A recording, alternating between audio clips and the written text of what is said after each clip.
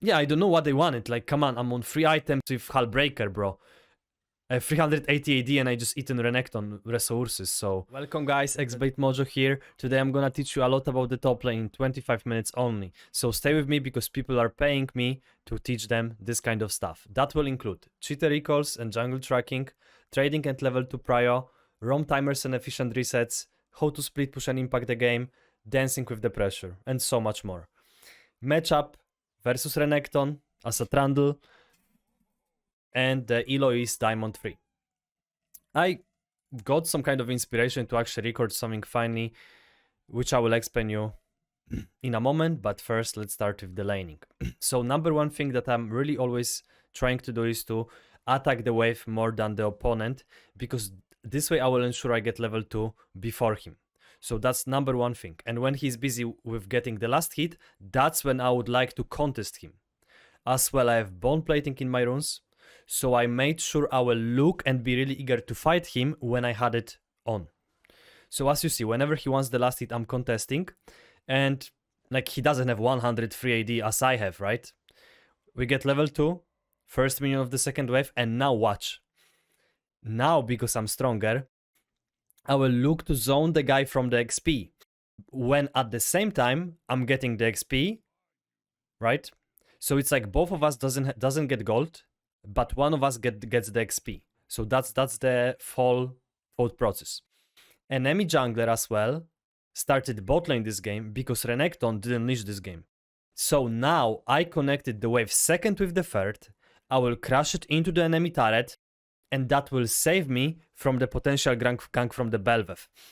So remember, around 3rd minute to 3:30, you can get ganked on the top lane. So this will be the time you can build up the slow push like I do and reset, or you can just put a ward and stay on the lane. Here I was like, think if I should stay or not, but I was like, my slow push was great. My slow push was great, so I could just reset and sneak a cheater recall. And now watch, the wave connected closer to the opponent's side, so it's gonna push into me. Oh wait, I'm talking in this video. So I barely gonna lose any kind of wave because the red minions, they travel so much faster that they make so much difference in the push, you know, because the wave connected closer to the guy. So that's why I get like a pizza delivery coming. And look, Bel'Veth was top lane actually this game. This game is pretty chill because I actually can show you guys really cool concepts that you can implement and improve in your game. And just so you know, I'm not like a faker with a Trundle, but what helps me a ton here is just my knowledge. So for example, if you're Renekton right now, you had a really good timer to reset and get item, but he decided to stay, you know? So would that mean Bel'Veth can go on me? Well, she can. And here, honestly, I was thinking like they wouldn't care about me. And of course, that's my mistake. So as you see, we knew she's top lane, but yeah, why Renekton otherwise would stay and just chill, you know? When the guy could just get a free reset because the Bel'Veth was around. So that was simply my mistake. So when the jungler on the top lane, here I have TP, but it was still risky under the turret. However, I knew I would survive. And now, yeah, the Bel'Veth is still topside. So, you know, this is the concept called weak side versus strong side, which I will explain in a moment. When we are weak-sided, like I am this game, we should really play chiller and we should really take care of our health because our jungler just simply won't be present in the play. What do I mean by that is, it's like he was pathing from top to bot, Bel'Veth was pathing from bot to top, right? And that means that I will be 1v2 at some point on the top lane. So when you are weak-sided, you shouldn't be like me. You shouldn't trade heavily under the turret, and you should respect more the jungler. Even though we knew, we still didn't respect, right? So here comes the first mistake from the jungle tracking and then not respecting the being weak-sided. Because if you're weak-sided, remember your bot lane is strong-sided. So if you will adapt and just survive, your bot lane in theory should do a lot of good stuff. However, we still didn't lose that much because I'm 40 CS, way higher than this guy. I crashed another wave. Item-wise, we are good. Level 6. So now look, I shove the wave. And because I have time between the until the next wave arrives, I try to roam to do something on the Seraph, but at the same time, I take to the consideration how much time I have until the next top lane wave will get to my turret. So because the Seraph wasn't there, I come back. That's how you can use the proactively, the, how is it called? Roam timers. Yeah, it's rather you reset or it's rather you can roam. That depends purely on how much time you have between the wave. So how fast you pushed and how fast is the enemy push either. But you don't usually just wanna sacrifice the wave for a roam, right? So here it was perfect execution. And pretty soon, Belvev should be top lane again because it's been a while since the last time, so we have to be careful. Right now I started slow pushing because I wasn't in rush, and I honestly assumed Renekton is not gonna recall because he already did reset before, you know, so I didn't wanna push.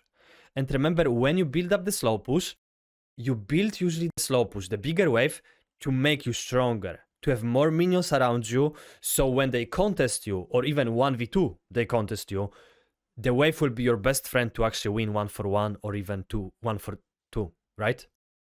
So now once I'm ensure the wave is really big, I highly prioritize fixing that wave, making sure it will reach to the topside turret, and after this I will have a decision again.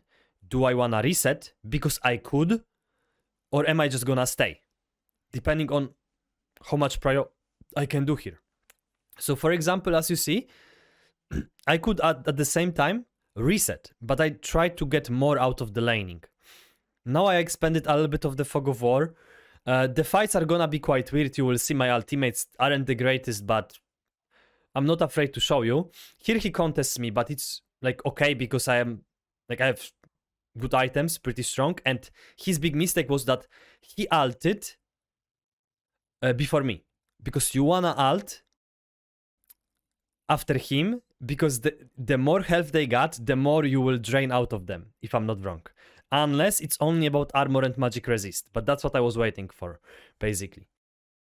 So the trade, that was just Ignite difference that made so much stuff here, but again, you wouldn't trade like this if your Echo was bot lane and Belvev was top lane. But if your Echo was around the top side, that was okay decision to contest the trade with the Renekton. Yeah? I know it doesn't look like that OP, but really there is a lot of knowledge that I can even tell you from my mistakes, and I can still explain you really good concepts that will elevate your gameplay. Now, because Renekton doesn't have TP, and my wave clear isn't bad, I committed to one more wave to get a better reset. And look, I see that the wave behind me won't cause any trouble for this wave to reach to the turret. So that was the argumentation. You need to know your wave clear. Now I'm like, I wanna go Triforce. I went Steel Caps, but at the same time I was like, do I really need this axe? No. So I went for a Ruby Crystal Power Spike and Steel Caps and still gotten some longswords. Why like this? Well, my W already gives me so much attack speed and movement speed, so I really cared about having some combat stats. What is combat statistic? Health, more AD. So here I highly prioritized getting this additional health advantage over the Renekton. That was basically the thought process. And Steel Caps because he's as well doing so much with auto attacks within the trade, so that's the biggest point. As you see, the wave crashed back into me, pizza delivery coming because we crashed the previous wave. Right now we will simply just receive it, and in a moment from there on we will discuss what we do next, basically. And genuinely guys, I want to talk about one thing. When I coach, right, my students on the top lane, I ask them always what's their goal. If they tell me they want to get diamond or if they want to get emerald, I asked them if they would stay committed to one of the champions, yeah? And usually the champions that we are choosing are the champions that are mechanically easy, so we can focus on more of a game factors map awareness. Here I stayed because I didn't have a good reset, and otherwise if I had a good reset, I would recall first. But because I didn't have such a great base, I committed for a plate. If you wanted to reset, you should have reset it, yeah? Now, because I have a micro time between the waves, I warded. Here I'm eager to fight. Why? Because I have Steel Caps and the guy have Mercuries. So I was like pretty sure I will beat him without a trouble. Why I didn't ult is because I knew he will disengage from me, but then I was like, maybe I can reach him alt him and Q, because if I alt and Q, he would die, you know? So that was really, really bad by me. Generally, the beginning was really good because, you know, he disengaged, he then baited our alt, but then I was like, maybe I can reach. But no, the guy have as well upgraded boots, come on. So that's just a mistake by me. The alt difference would be huge, I wasted it. But there is one benefit coming out of it. If right now I can ensure this guy will be forced to recall, that's not that bad. I remember, yeah, I got hard-fisted here, but I win. Why do I win? Because I have steel caps. And was it level advantage too? Yeah. So I didn't have bone plating, but I have the... What? Look, I had 200 health left. How much ruby crystal gives me? 150. Steel caps reduce the auto attack. They as well work on the Renekton W. Just better itemization. This psychopath rushed the Mercury threats. And by the way, going back to the topic, wave is pushing into you, you don't TP here. Okay, I don't know why I TP it. So normally you could go by foot, because you wouldn't lose anything. But because Renekton was dead, I wanted, and he didn't have TP, I wanted to TP and get some plates from this TP. Normally you would keep this TP to have some teleport for cover of the bot lane, to do some amazing play on the flank on the bottom side. But look, I got 2 plates. For me, it is really... Okay, I'm happy. Belveth is top lane, I instantly ghost. Don't feel bad to use the ghost earlier, just make sure you survive. Double benefit. Remember, whenever jungler uses time on you, that is good, because then your echo can do something good on the other side of the map when enemy jungler didn't kill you. So enemy jungler tempo got wasted. I wanna really refer to what I was saying, but I need to do it in a moment. For now we are defending. So that was TP with the pressure, but in intention to soak a lot about from the lane when opponent didn't have teleport. So for example, about the topic with the students, I tell them, Garen, Mordekaiser, Nasus, champions that they can focus on easily. Oh, I don't know how he dodged it, by the way. They can focus easily, and at the same time, they can learn the game better. But if they tell me they are gold or plat, and they wanna master Fiora, or Akali, or GP, I tell them, are you sure? Because this will take us like 300% longer to reach your goal. And decision is up to them, you know? But this is basically legit the thing. Okay, watch how we gonna dive him. I don't know why Echo was so scared. Normally this Echo could target even first hand. I don't know why he was focusing the turret, but we get this little guy. He's 50 armor after the ult. Trundle is broken. So when I teach my students, I tell them, look, you can get this diamond, you can get this plat or whatever you want, but it will take faster time. So when they really tell me, yo bro, what do you think about GP? When we discuss on playing, let's say Garen, I know. They just wanna play GP. So will I coach them on this GP? I will, but I will tell them, listen, I don't mind coaching you at GP, but are you sure you wanna do it? Because it will take us longer time. So you can't expect the results as fast as possible because the champion is insanely mechanically dependent. That's how it works, basically.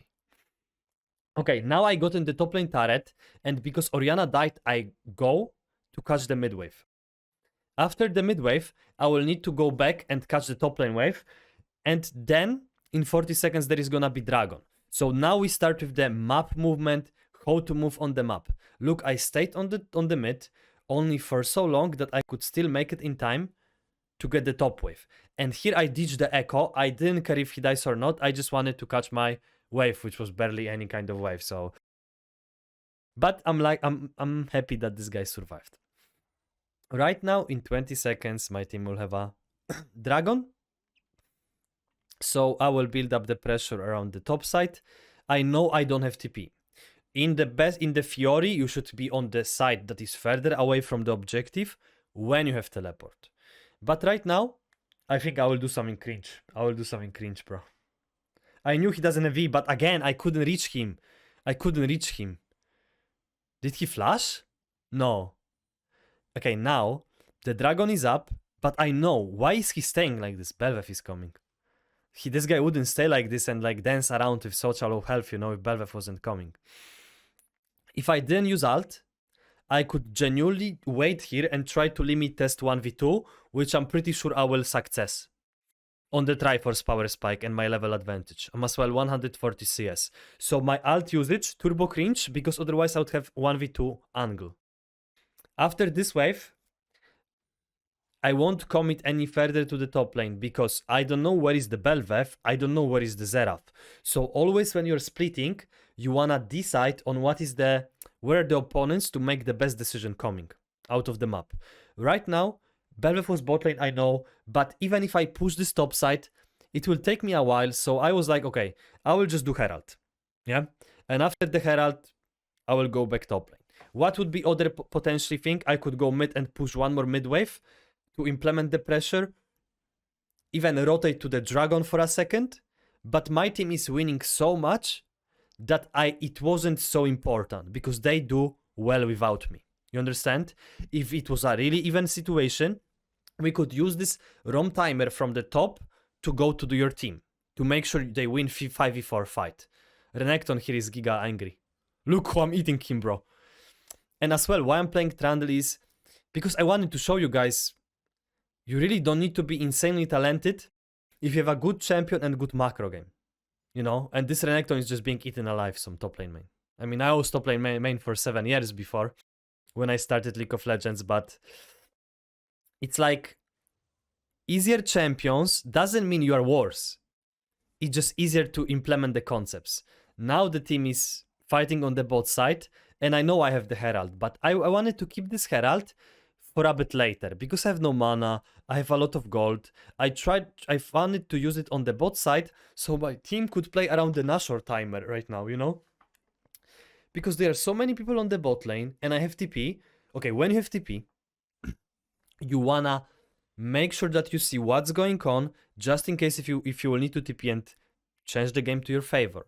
Right now the mid lane was the closest lane, so that's why I ran there. And at the same time, Orianna could go top lane first hand, then I would receive the mid wave, and then I would go bot lane. But because Orianna went with me, and if I didn't come, we would lose. We would have lost the turret, which we lost anyway.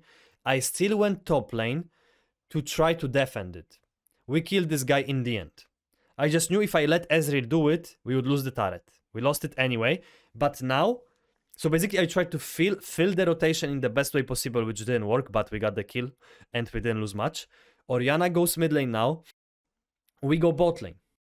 We go bot lane because we have TP, and the next objective spawning will be the Nashor in 130. So right now, if you are Ezreal, my friend, you go back to the mid lane and you defend the mid right now. Because mid lane is one of the best turrets in the game tier 1, which opens the jungle. So because I see that Ezreal is not moving, I go back to the top, to the mid lane, even though I wanted to implement the pressure on the bot side. So that's common issue on the solo queue. We are getting desynchronized. We are getting desynchro on the map, which caused me to fill this rotation. Now, I can finally come back bot lane. I zoom on this guy just to point out a bit what was the issue and why we had to go mid. Of course, I'm not playing the best either. I agree. But for now, I'm really efficient, even though I made some mistakes, gold-wise. Belvev is on the bot side. We will kill her. Watch how she dies really fast. That's pretty funny. I kept my E to E when he would go to the damage reduction form to stop it, but he didn't even damage reduction. Wait. If you guys wonder what I'm doing away from coaching, some resident sleeper build. Okay, now I'm implementing the pressure, and again, when you're on the side lane with this TP, pay attention to the map state. How many people are there, where they can be. Right now I'm just scouting because where is Xerath, where is Kai'Sa, where is enemy support, I'm scouting, I'm checking. And I've written to the team to think about the Nashor because if many people come at me, my team can do Nashor, but make sure that if you die, you will, and there is a mistake, I already see it when I look at it. Kai'Sa already outpushed the mid wave, and no, but she's there. But Kai'Sa was out pushing the mid wave, so I shouldn't fight, because I didn't see her for a moment. And normally I win, but should they come to me? Of course. Of course they should come to me. Was it my bad? Let's go back to this play and I will explain you. So, how much you can commit on the side lane really depend on how many people are on the map visible. If you don't see them, you play more respect. could my team do more at this time? If they would rotate to the mid lane and had a better mid push, they could potentially threaten the Nashor right now because 3 people were bot. Yeah? But the issue was there was not enough mid pressure. So you need to know when it's a good death and when it's a bad death. Good death is when you ensure your team can be capable of starting the Nashor like there. If they are not, you just go back and you don't die. You don't wanna die like me for do empty death. That was a mistake. It was a mistake because I should have saw that my team wasn't ready to do the Nashor. You understand? There is no ego. You could be like, yeah, they are fucking bad, free bot, fucking Nashor, fucking Nashor. If you saw they didn't, they had some other plan, you just shouldn't died, and that's on me. Yeah. Now, because there are 3 people dead, what I will basically do is I will teleport to the top lane and I will try to implement some pressure because of this deaths. There is good mid pressure, there is top pressure. Here I said kurwa because I got angry because I see Renekton is spawning and I wanted to really open them up. So that was the TP for the pressure. Of course, now I don't have the TP to get objective, but we shouldn't have an issue with the objective after getting this inhibitor, and we are winning. So we got the inhib for free. Right now, what would be the plan, Mojo? You know, we will play for the dragon, and because we gotten so much good push, we should genuinely right now focus on getting the dragon and the Nashor and build up the pressure. So, but at the same time, remember, try to communicate to your team, but it doesn't mean they will listen. There is no guarantee they will listen. So what you need to do is you need to adapt to what you are given. I know the dragon is free, so I first shove the mid.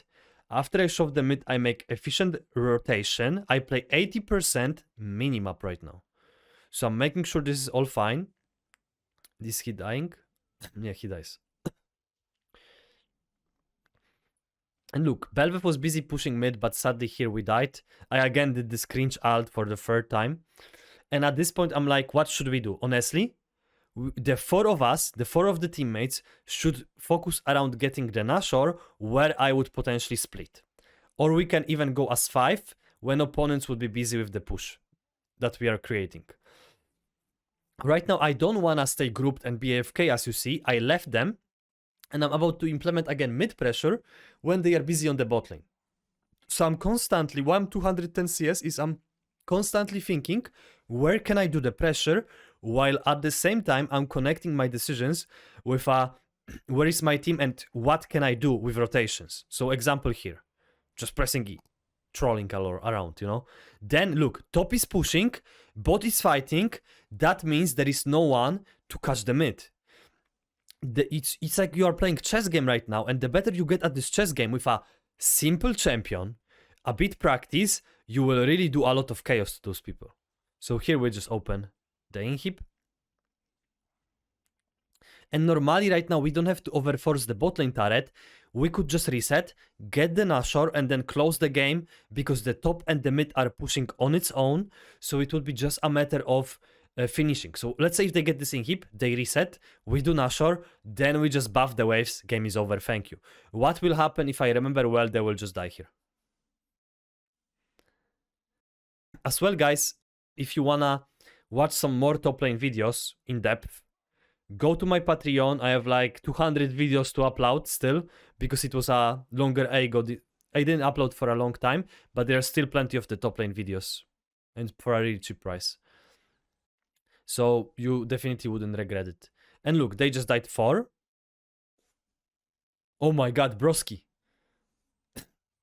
And at the same time, I was trying to get this, but yeah, of course, there is not enough time. But at least one turret we got in. But this is a typical problem on the solo queue, yeah, and I type it.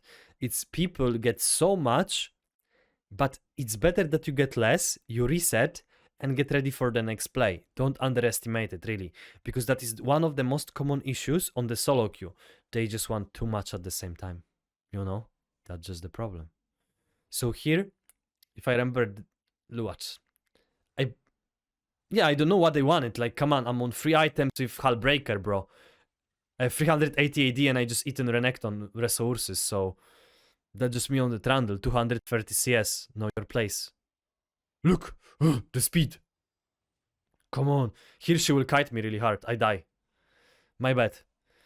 My bad. But at least this should have secured the Nashor. Should I have died? Not really. Not really. Because after I killed these two, My bad. My bad.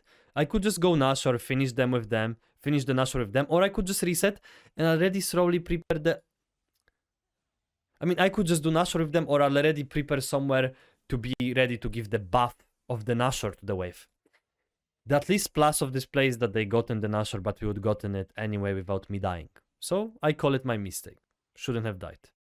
Right now, how you close the game is basically you want a 5-man mid lane, and it's just about buffing the pressure. If you got in 3 inhibs, just use the Baron buff and they can't finish.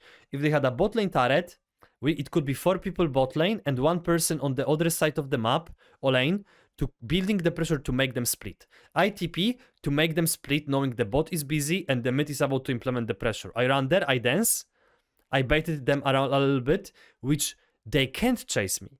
They can't chase me because the map is the base is open, yeah? And guys, that's how the D3 players are playing right now. No offense, because I didn't play the best either.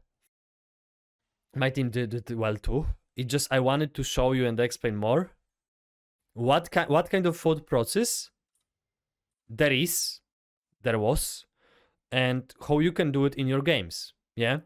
So stay tuned, subscribe for more, check my Patreon, and if you're interested in one-on-one coaching all roles with one of the best coaches, go to my link in the comments, metafight.com, xblademojo. Here you can see more about me and my portfolio. Thank you guys, and I'm back. So let's make it great again. I want to take a second to recommend working with xblademojo, who's been a terrific coach. I've worked with a lot of coaches over the years. xBlade is far and away one of the best. Thanks for teaching me so much more.